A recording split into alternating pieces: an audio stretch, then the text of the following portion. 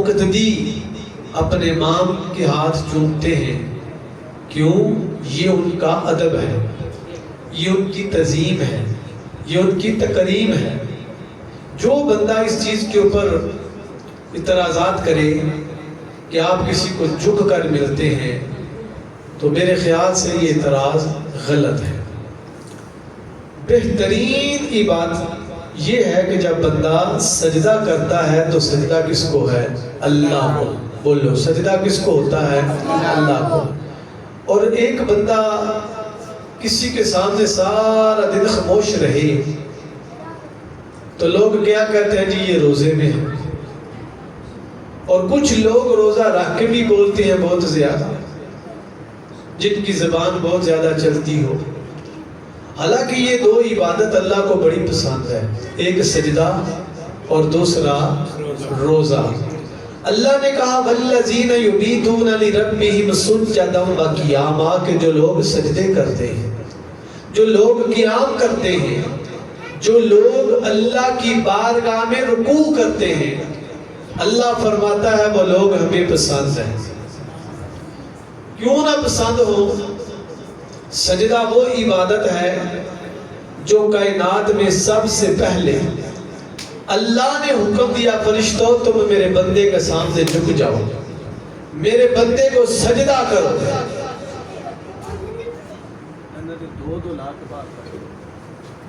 جب فرشتوں نے حضرت آدم صفی اللہ کی بارگاہ میں اللہ کے حکم سے جھکے، سجدہ کیا، تو اللہ نے فرشتوں کو قبول کر لیا کہ تمہاری عبادت قبول ہے۔ پھر اللہ نے بتایا سجدہ صرف میرے لیے ہے، غیر کے لیے سجدہ نہیں کیا جاتا۔ اور جب بندہ اللہ کی بارگاہ میں سجدہ کرتا ہے تو اللہ کی رحمتیں اس بندے کے اوپر نازل ہو جاتی ہیں۔ یہ طریقہ اولیاء اللہ کا ہے، یہ طریقہ نیک بندوں کا ہے۔ دیکھ لیں کائنات میں یہ دونوں عبادتیں، جب حضرت آدم صفی اللہ کو فرشتوں نے سجدہ کیا تو شیطان نے نکار کر دیا۔ پتہ یہ چلا جب اللہ حکم دے تو سجدہ کرنا چاہیے، جو بندہ انکار کرتا ہے وہ بندہ مردود ہوتا ہے۔ تو اللہ نے نماز میں بھی سجدے کا حکم دیا، رکوع کا حکم دیا، قیام کا حکم دیا۔ یہ تمام عبادتیں اللہ نے حضور علیہ السلام کی امت کو عطا کی ہیں۔ اب اس میں جو سب سے بڑی چیز یہ ہے کہ تھوڑا سا آپ غور کریں۔ جب حضور علیہ السلام دنیا میں تشریف لائے تو سیدہ آمنہ فرماتی ہیں حضور کی حالت کیا تھی؟ سجدے والی۔ کیا حالت تھی؟ سجدے والی۔ تو جب حضور نے سجدہ کیا تو حضور نے بتا دیا سجدہ صرف اللہ کے لیے ہے۔ لوگو میں تمہیں توحید کا درس دینے آیا ہوں۔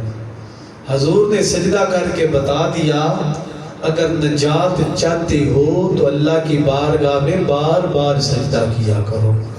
اگر یہ چاہتے ہو کہ ہماری مشکلات حل ہو جائیں تو اللہ کی بارگاہ میں بار بار سجدہ کیا کرو۔ اب دوسری عبادت کیا ہے؟ روزہ۔ دنیا میں ایک ایسا بھی شخص دنیا میں پیدا ہوا ہے جو دنیا میں آیا اور رمضان المبارک کا مہینہ، تو رمضان المبارک کے مہینے میں وہ دودھ نہیں پیتا تھا، وہ روزہ رکھتا تھا، اس کا بچپن تھا۔ اس کو لوگ شیخ عبد القادر جیلانی کہتے ہیں، المعروف غوث اعظم 11ویں شریف والا پیر کہتے ہیں۔ سیدنا غوث اعظم رضی اللہ تعالی عنہ آپ کی ماں فرماتی ہیں کہ جب رمضان المبارک کا مہینہ آتا تو کیا ہوتا کہ عبد القادر سحری کے وقت دودھ پیتا۔ میں اگر دن کے وقت کوشش کرتی کہ یہ میرا بیٹا دودھ پی لے تو سیدنا غوث اعظم رضی اللہ تعالی عنہ دودھ نہیں پیا کرتے تھے۔ شام افطار کے وقت آپ دودھ پیا کرتے تھے۔ ایک مرتبہ آپ کے شہر میں یہ پریشانی لوگوں کو بن گئی کہ چاند نظر نہیں آیا، پتہ نہیں کل عید ہوگی یا نہ ہوگی۔ تو جب صبح کا وقت آیا نا سحری کا، تو لوگوں نے آپ کی ماں سے پوچھا کیا عبد القادر نے دودھ پیا ہے؟ فرمایا ہاں عبد القادر نے دودھ پیا ہے، مگر نماز کے بعد عبد القادر نے دودھ نہیں پیا۔ تو یہ آپ کی بچپن میں یہ شہرت مشہور ہو گئی تھی کہ گیلان کے اندر سادات کے گھر ایک ایسا بچہ پیدا ہوا ہے جو رمضان المبارک کے مہینے میں دودھ نہیں دن کو پیتا، وہ سحری کے وقت دودھ پیتا ہے یا شام کو دودھ پیتا ہے۔ تو غوث اعظم رضی اللہ تعالی عنہ آپ نے یہ بتا دیا کہ روزہ صرف اللہ کے لیے ہے۔ روزہ کس کے لیے ہے؟ روزہ کس کے لیے ہے؟ اللہ کے لیے۔ پتہ یہ چلا حضور نے دنیا میں آ کے سجدہ کر کے یہ بتا دیا کہ سجدہ اللہ کے لیے، اور غوث اعظم نے دنیا میں آ کے ماں کی گود میں روزہ رکھ کے بتا دیا کہ لوگوں روزہ صرف اللہ کے لیے ہے۔ میرے کریم آقا صلی اللہ علیہ وآلہ وسلم سجدہ کر کے یہ بتا دیا لوگوں میں دنیا کو توحید کا درس دینے آیا ہوں، اور غوث اعظم نے روزہ رکھ کے یہ بتا دیا کہ لوگوں میں دنیا میں روزہ رکھ کر اپنی ماں کی گود میں دنیا کو یہ بتا دیا کہ غوث اعظم سادات میں سے وہ نوجوان وہ بچہ ہے کہ جس نے روزہ رکھ کے بتا دیا لوگوں روزہ اللہ کے لیے ہے۔ حضور نے بھی ساری زندگی لوگوں کو توحید کا جام پلایا، غوث اعظم نے بھی ساری زندگی لوگوں کو توحید کا جام پلایا۔ آج لوگ کہتے ہیں کہ یہ مشائخ جو علماء ہیں یہ توحید کا درس نہیں دیتے۔ کبھی غوث اعظم کی تاریخ پڑھے، تعصب کی اینک اتار کے، بغاوت کی اینک اتار کے، پھر تمہیں پتہ چلے کہ غوث اعظم کون ہے، جنہوں نے ساری زندگی رزق حلال کمایا، رزق حلال کھایا۔ اور غوث اعظم کی وہ شخصیت ہے کہ جنہوں نے کبھی بھی جھوٹ نہیں بولا۔ کئی مرتبہ وہ آپ کا بچپن والا واقعہ سنا ہوگا کہ آپ جب علم حاصل کرنے بغداد جا رہے تھے تو ڈاکو آئے مگر آپ نے جھوٹ نہیں بولا، اور جب ڈاکو نے یہ دیکھا کہ ایک بچہ جھوٹ نہیں بول رہا تو پوچھا کس کے کہنے پہ؟ کہا میری ماں نے کہا تھا کہ بیٹا جھوٹ نہیں بولنا۔ کہا اگر عبد القادر کی یہ شان ہے کہ وہ بچپن میں جھوٹ نہیں بولتا، اپنی ماں کا کہنا مانتا ہے، تو ہم تو اپنے رب کا کہنا نہیں نہ مان رہے۔ اسی وقت ڈاکوؤں نے توبہ کی اور آپ کے ہاتھ کے اوپر بیعت کی۔ یہ تھا تبلیغ کا سلسلہ۔ آج لوگ کہتے ہیں نا فلاں بندہ بڑی اچھی گفتگو کرتا ہے، جو بھی بات ہو وہ منہ کے اوپر کر دیتا ہے، سیدھی بات کرتا ہے۔ اس کی کیا وجہ ہوتی ہے؟ جس بندے کے اندر گند نہ ہو، میل کچیل نہ ہو، وہ ہمیشہ سیدھی بات کرتا ہے۔ جس بندے کے اندر تھوڑا سا بھی گند ہو نا، میل کچیل ہو، وہ بندہ کبھی بھی لوگوں کے سامنے حق کی بات نہیں کرتا۔ تو کبھی دیکھیں، میں سجدے کی بات کر رہا تھا، آپ کو پتہ ہے میرے کریم آقا علیہ الصلوۃ والسلام نے اللہ کی بارگاہ میں بڑے بڑے لمبے سجدے کیے ہیں۔ سورۃ مزمل کا جو شان نزول ہے یہی ہے نا، یا ایھا المزمل قم اللیل الا قلیلا نصفہ او انقص منہ قلیلا او زد علیہ ورتل القرآن ترتیلا، کہ میرے کریم آقا علیہ الصلوۃ والسلام ساری رات لمبے لمبے سجدے کرتے تھے۔ حضور لمبے لمبے رکوع، لمبا لمبا حضور کا قیام ہوتا تھا، اور حضور کا اتنا لمبا قیام ہوتا تھا، اماں جی عائشہ صدیقہ فرماتی ہیں حضور کا اتنا لمبا سجدہ ہوتا تھا کہ میں سوچ میں پڑ جاتی تھی کہ شاید اب حضور اس دنیا سے جا چکے ہیں، اب حضور سر نہیں اٹھائیں گے۔ اماں جی فرماتی ہیں میں پھر حضور علیہ الصلوۃ والسلام کے پاؤں مبارک کو ہلاتی تو حضور پھر سجدے سے سر اٹھا لیتے۔ جب حضور کا سجدہ نماز مکمل ہوتی تو اماں جی عرض کرتی یا رسول اللہ آپ اتنا لمبا سجدہ کرتے ہیں، میرے تو دل میں یہ گمان پیدا ہو گیا تھا کہ شاید یہ حضور کا آخری سجدہ ہے، حضور سجدے میں جان دے چکے ہیں اپنے رب کو۔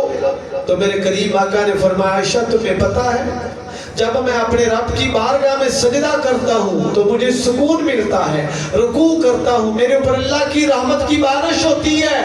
اے عائشہ، میں جاگ جاگ کے اپنے رب کی عبادت کرتا ہوں اور اپنی امت کے لیے دعا کرتا ہوں۔ جب خالق کائنات نے یہ دیکھا کہ میرے محبوب اتنی لمبی عبادت کرتے ہیں تو اللہ نے فرمایا یا ایھا المزمل قم اللیل الا قلیلا نصفہ او انقص منہ قلیلا او زد علیہ ورتل القرآن ترتیلا۔ اے کالی کملی والے آقا، اے مزمل کی چادر اوڑھنے والے نبی، آدھی رات سو جایا کرو، آدھی رات عبادت کیا کرو۔ یہ میرے مصطفیٰ کے سجدے کی کیفیت ہے۔ پھر حضور علیہ السلام کا معمول کیا تھا؟ آج لوگ سفر پہ جاتے ہیں تو کاش ہر بندہ میرے کریم آقا علیہ السلام کا معمول بنا لے۔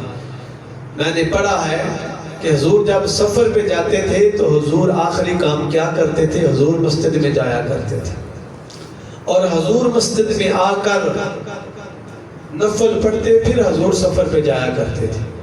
جب حضور علیہ السلام سفر سے واپس آتے تو حضور کیا کرتے؟ حضور سب سے پہلے مسجد میں آتے اور آ کر حضور علیہ السلام مسجد میں نفل ادا کرتے۔ آج دیکھ رہے بہت سے ایسے لوگ ہیں جو سمجھدار ہیں، وہ جب سفر پہ جاتے ہیں تو سب سے پہلے وہ تو نفل ادا کرتے ہیں۔ کیوں؟ کہ مالک یہ جو میرا سفر ہے یہ سلامتی کا ہوگا۔ اور جب لوگ سفر کے اوپر پہنچ جاتے ہیں تو وہ لوگ سب سے پہلا کیا کام کرتے ہیں؟ نفل ادا کرتے ہیں۔ میں سب لوگوں کی بات نہیں کرتا جو لوگ اس چیز کو سمجھتے ہیں۔ وہ جب نفل ادا کرتے ہیں تو پھر اللہ کا شکر ادا کرتے ہیں، مالک تو نے ہمیں جو سفر تھا اس کی جو مشکلات تھی اس کے لیے تو نے ہمارے لیے آسانیاں پیدا کی۔ پتہ چلا کائنات میں جو سب سے بڑی عبادت ہے وہ کیا ہے؟ سجدہ۔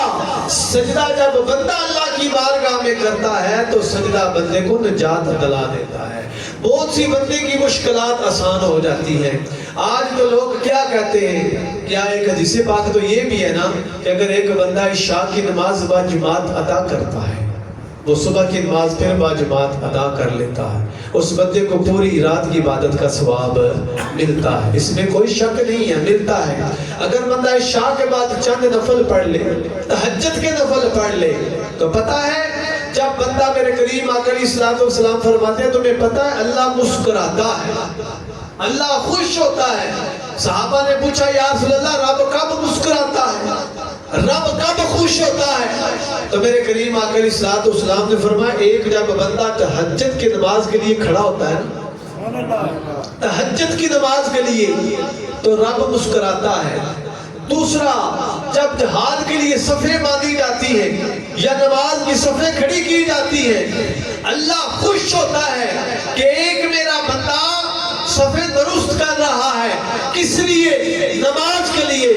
نماز میں اہم عبادت کیا ہوگی؟ بندہ اللہ کی بارگاہ میں سجدہ کرے گا، رب خوش ہو جائے گا۔ جب بندہ تہجد کی نماز کے لیے کھڑا ہوتا ہے اللہ خوش ہوتا ہے، اس لیے کہ میرا بندہ تہجد میں مجھے سجدے میں یاد کرے گا، میری بارگاہ میں جھک جائے گا۔ جب بندہ جہاد کے لیے صفیں درست کرتا ہے رب مسکراتا ہے، رب خوش ہوتا ہے۔ یہی بزرگان دین کا عمل رہا۔ آج یہ میرا میسج ہے ان پیروں کے لیے، ان گدی نشینوں کے لیے، ان سجادہ نشین کے لیے جو غوث اعظم کے نام کا لنگر تو کھاتے ہیں مگر غوث اعظم کی سیرت کے اوپر عمل نہیں کرتے۔ آج دیکھ لیں گلی گلی میں پیر ہے، گلی گلی میں مزارات بنے ہوئے ہیں، جس کا ابا چند نمازیں پڑھتا ہے وہ فوت ہو جائے تو لوگ کہتے ہیں اس کا دربار بنا لو۔ یہ بات غلط ہے۔ یاد رکھیں مزارات ان لوگوں کے ہوتے ہیں جن لوگوں کو اللہ نے کمال دیا ہوتا ہے، جن لوگوں کے اوپر اللہ کی عطا ہوتی ہے۔ اور قرآن کیا کہتا ہے؟ فَاذْكُرُونِي، بولو اذکرکم واشکروا لی ولا تکفرون، تم میرا ذکر کرو میں تمہارا چرچا کروں گا۔ پتہ یہ چلا جو اللہ کا ذکر کرتا ہے مرنے کے بعد بھی رب اس کا چرچا کرتا ہے۔ یہ بات غلط ہے. یہ اللہ کی کرم نوازی ہے اپنے بندوں کے اوپر کہ جب بندہ دنیا سے چلا جاتا ہے تو رب اپنے بندے کا ذکر کرتا ہے. یہ چند دن پہلے ہم نے غوث اعظم کا ختم دلایا تو ایک بندہ نئی روشنی ہے نا کہتا ہے جی کہاں پہ لکھا ہوا ہے کہ بزرگان دین کے لیے یہ ختم کرائیں. میں نے کہا قرآن میں لکھا ہوا ہے, قرآن پڑھیں. سورۃ فجر کی پہلی آیت والفجر وليال عشر, اللہ فرماتا ہے مجھے قسم ہے دن 10 اور رات 11. اللہ نے دن 10 کا ذکر قرآن میں کیا ہے. اور بتائیں کیا کسی کے لیے قرآن پڑھ کے دعا مانگنا جائز ہے یا ناجائز ہے؟ جائز ہے نا.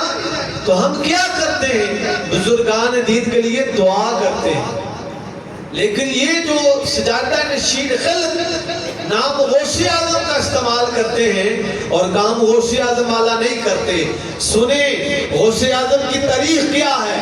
میں نے جو سجدے کی بات کی ہے, آپ نے 40 سال عشاء کے وضو کے ساتھ فجر کی نماز ادا کی. ساری رات اللہ کی بارگاہ میں کبھی سجدہ کرتے ہیں, کبھی رکوع کرتے ہیں, کبھی قیام کرتے ہیں. اور 15 سال کا آپ کا زندگی کا یہ معمول تھا کہ آپ عشاء کے جب وضو کرتے تو فجر تک سیدنا غوث اعظم رضی اللہ تعالی عنہ پورا قرآن پاک ختم کر دیا کرتے تھے. یہ ان کا مقام ہے جنہوں نے اپنے رب کی بارگاہ میں خوب سجدے کیے. آج وہ دنیا سے لوگ چلے تو گئے ہیں مگر آج بھی وہ لوگ حضور کی امت کے دلوں میں زندہ. آج بھی غوث اعظم کا فیض گھر گھر میں ہے. آج بھی غوث اعظم ہر دل کے اندر بستے ہیں. ہر بندہ آپ کے ساتھ محبت کرتا ہے, ہر بندہ آپ کے ساتھ پیار کرتا ہے. یہ میرا میسج صرف سجادہ نشین کے لیے ہے.